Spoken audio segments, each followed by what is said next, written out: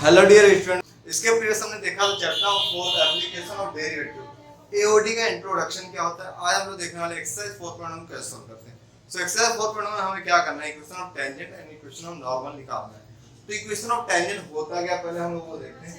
For example जैसे ये हमारा y एक्सिस है और ऐसा हमारा x एक्सिस है। यहां से कोई कर्व जा रहा है, ये कोई कर्व है। अगर इस कर्व को कोई लाइन अगर टच कर रहा है, सपोज फॉर एग्जांपल ये लाइन टच कर रहा है, तो जो लाइन टच कर रहा है इसे हम लोग क्या बोलेंगे, टेंजेंट बोलेंगे। और ये जो ब्लैक कलर का लाइन है ये हमारा क्या कर्व है। तो यहाँ पे जो क्वेश्चन दिया y equal to 3x square minus x plus 1 ये कर्व है और यहाँ पे कोई पॉइंट 1,3 पे ये टच कर रहा है। तो इक्वेशन ऑफ टेंजेंट निकालना। और इक्वेशन ऑफ नॉर्मल क्या होता है, कि इस टेंजेंट पे ऐसा परपेंडिकुलर होगा जिसको हम लोग बोलेंगे नॉर्मल। तो ये टेंजेंट होता है और ये नॉर्मल होता है और ये हमारा कर्व है। तो इस कर्व का हमें क्या करना है, इक्वेशन ऑफ टेंजेंट निकालना, कर्व इसको और नॉर्मल निकालना। तो इसको करने का प्रोसीजर क्या हुआ आज हम लोग देखने वाले हैं। इसको सॉल्व करने का प्रोसीजर क्या होता है वो पहले मैं आपको बताता हूँ। फॉर एग्जांपल आपको कोई भी कर्व दिया हुआ, ये कोई कर्व है, तो आपको क्या करना है, सिंपल इस कर्व का डेरिवेटिव निकालना है। डेरिवेटिव निकालने के बाद इस कर्व के सपोज दो पॉइंट दिए होंगे जिसको हम लोग x1 और y1 नाम देंगे। जैसे यहाँ पे हमें दिया 1,3, तो वैसे यहाँ पे 1,3। तो ये जो आएगा यहाँ पे जो हमें मिलेगा, ये हमें क्या मिलेगा, स्लोप मिलेगा, जिसे हम लोग m बोलने वाले हैं।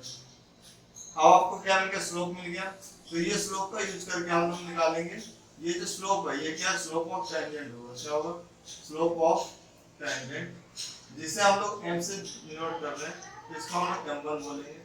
अब स्लोप ऑफ टेंजेंट मिल गया तो हम निकालेंगे equation of tangent. Equation of tangent कैसे निकालोगे, एट पॉइंट x1, y1। तो इक्वेशन ऑफ टेंजेंट का जो फार्मूला है वो क्या होगा, y minus y1 equal to m x minus x1। तो यहाँ पे क्या आपका m1 है। तो इस तरह आपको मिलेगा इक्वेशन ऑफ टेंजेंट। उसके बाद हमें निकालना है इक्वेशन ऑफ नॉर्मल। तो उसके लिए पहले स्लोप ऑफ नॉर्मल निकालना पड़ेगा। तो स्लोप ऑफ नॉर्मल क्या होता है, slope of normal equal to, जिसे हम लोग m2 से डिनोट करने वाले हैं, ये क्या होता है -1 अपॉन स्लोप ऑफ m1, मतलब टेंजेंट का स्लोप।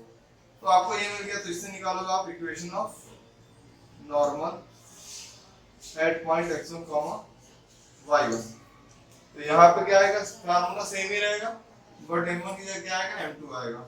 तो y minus y1 equal to m2 x minus x1। तो इस तरह आपको मिल जाएगा इक्वेशन ऑफ नॉर्मल। तो ये क्या फ्लो चार्ट है, किस तरह आप इक्वेशन ऑफ टेंजेंट निकालोगे और किस तरह आप इक्वेशन ऑफ नॉर्मल को कैलकुलेट करने वाले हैं। तो चलो अब देखते हैं कि ये क्वेश्चन नंबर 1 को हम लोग कैसे सॉल्व करते हैं। यहाँ पे दिया question number 1, y equal to 3x square minus x plus 1 और यहाँ पे पॉइंट दिया। तो कर्व दिया और पॉइंट दिया और आपको इक्वेशन ऑफ टेंजेंट पूछा और नॉर्मल पूछा। तो इसके लिए सबसे इंपॉर्टेंट कर्व और पॉइंट देना, उसके लिए आप इजीली कैलकुलेट कर सकते हैं। तो यहाँ पे क्वेश्चन क्या हमें दिया है, y equal to 3x square minus x plus 1। तो क्या करना है, सिंपल इसका हम डेरिवेटिव करेंगे। तो differentiate with respect to x। तो यहाँ पे y है तो dy upon dx which is equal to direct derivative करेंगे तो x to n का फॉर्मूला लगेगा। तो ये 2 क्या होगा, पहले आएगा। तो मैं इसको आपको डिटेल में करता हूँ। तो 3 d by dx of x square minus x है तो d by dx of x plus d by dx of y। अब ये देखिए n है तो x to n का डेरिवेटिव फॉर्मूला क्या था, n x to n minus 1। तो वो अप्लाई करें तो 3 into x to n to 2x to 2 minus 1 minus dx upon dx 1 होता है, अल्टरनेटिव 0। तो ये क्या आएगा 6x 2 minus 1 1 होता है, 1 लिखने की रिक्वायरमेंट नहीं। तो ये क्या अभी हम तो डेरिवेटिव सीख चुके थे। यहाँ पे डायरेक्ट करोगे तो क्या हो जाएगा, ये 6x स्क्वायर हो जाएगा, तो सॉरी 6x हो जाएगा।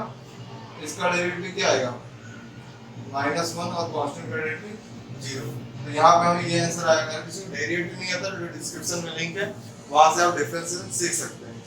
अब इस क्वेश्चन को आगे हम कैसे सॉल्व करेंगे। तो यहाँ पे हमें क्या मिला है, इसका डेरिवेटिव मिला है। अब ये डेरिवेटिव क्या करेंगे, इस पॉइंट को पुट करेंगे। तो dy by dx at point का हमारे पास 1,3, मतलब x की जगह आपका 1 आएगा और y की जगह 3। y तो दिया नहीं है, तो ये क्या हो जाएगा 6 minus 1। 6 minus 1 क्या हो जाएगा 5। तो यहाँ पे जो हमने ये 5 पाया है, this 5 is nothing but the slope of the tangent। तो यहाँ पे लिखेंगे slope of tangent जिससे हम लोग m1 बोलते हैं, वो क्या हमें फाइंड करना है। इसके बाद हम निकालेंगे इक्वेशन ऑफ टेंजेंट। इसके बाद क्या फाइंड आउट करेंगे, equation of tangent at point 1,3। यहाँ पे लिखते हैं इक्वेशन ऑफ टेंजेंट एट 1,3। तो ये पॉइंट हमारा होगा x1 और ये पॉइंट हमारा होगा y1। अभी इक्वेशन ऑफ टेंजेंट के लिए फार्मूला क्या होता है, y minus y1 equal to m1 x minus x1।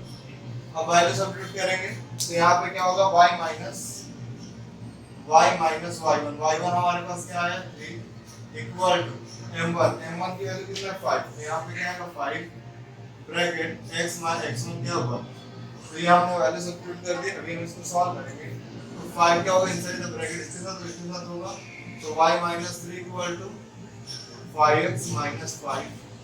अब देखिए x y की बात क्या राइट हैंड साइड है, जब हमारा इक्वेशन होता है वो क्या होता है ax b और c के फॉर्मेट में होता है। तो x पॉजिटिव यहाँ पे तो इन सारे टर्म को यहाँ ले लो, यहाँ 0 बचेगा इक्वल टू 5x, x के बाद आंसर y आ जाएगा। तो y पॉजिटिव यहाँ पे लोगे तो ये y नेगेटिव हो जाएगा माइनस 5 ऐसे ही, और 3 यहाँ पॉजिटिव नेगेटिव यहाँ आएगा तो पॉजिटिव 3। तो 0 equal to 5x minus y plus minus 2। तो यहाँ पे हमें मिला 5x minus 1 minus 2 equal to 0। तो ये जो मिला ये क्या हमारा इक्वेशन ऑफ टेंजेंट, क्या है इक्वेशन ऑफ टेंजेंट। अभी हमको निकालना है इक्वेशन ऑफ नॉर्मल। तो इक्वेशन ऑफ नॉर्मल के लिए जो सबसे इंपॉर्टेंट है वो क्या होना चाहिए हमारे फाइल में, स्लोप ऑफ नॉर्मल होना चाहिए। तो पहले स्लोप ऑफ नॉर्मल निकालते हैं। तो स्लोप ऑफ नॉर्मल जिसको हम लोग m2 से डिनोट करने वाले हैं, तो m2 इक्वल टू -1/m1। तो यहाँ पे m1 की वैल्यू हमें क्या मिली 5, तो यहाँ पे 5 आ जाएगा, तो m2 इक्वल टू -1/5। तो यहाँ पे क्या मिलेगा स्लोप ऑफ नॉर्मल से हम निकालेंगे इक्वेशन ऑफ नॉर्मल। तो equation of normal equal to equation of normal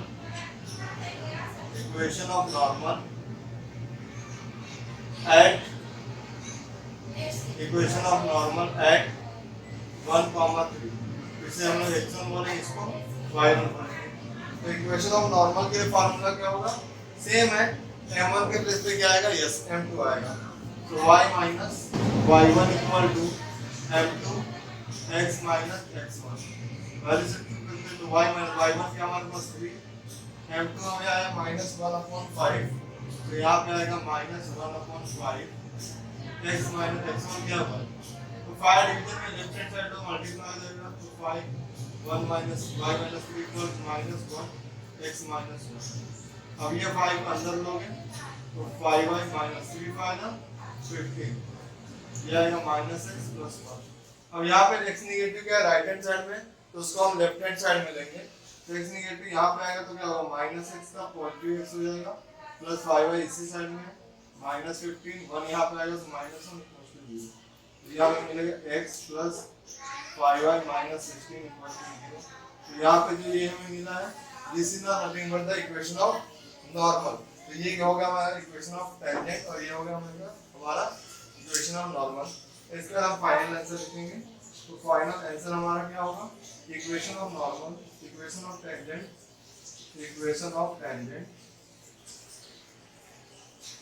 is, हमें इक्वेशन ऑफ टेंजेंट क्या है 5x minus 1 minus 2 equal to 0, और ये हमारा है इक्वेशन ऑफ नॉर्मल। तो यहाँ पे लिख लेते हैं इक्वेशन ऑफ